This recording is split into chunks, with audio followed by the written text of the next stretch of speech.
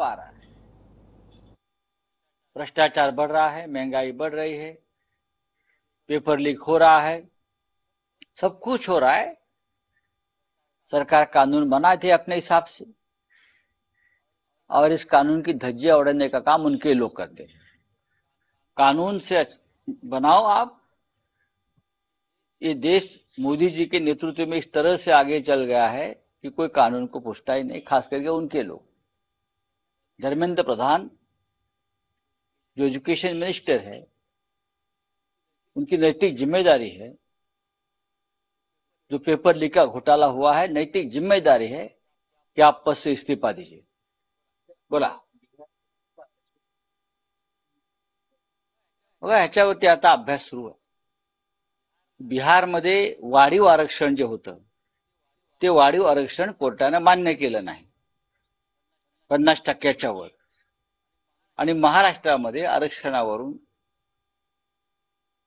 जो एक संघर्ष सुरू आहे, अनेक मराठा असतील, ओबीसी असतील, धनगर असतील, त्याच्यामुळे आता सरकार काय करत आहे? सरकार जे म्हणत होतं की आम्ही टिकाऊ आरक्षण देऊ, त्या टिकाऊ आरक्षणाची जुळणी कशी करायची आणि त्यात या महाराष्ट्रातल्या सर्वच राजकीय पक्षांना, नेत्यांना चर्चेसाठी सामावून घेऊन हा जो या राज्यामध्ये संघर्ष सुरू आहे तो थांबवण्याच्या दृष्टीनं जर सरकारला खरोखर इच्छा असेल तर त्यांनी सगळ्यांशी चर्चा केली पाहिजे।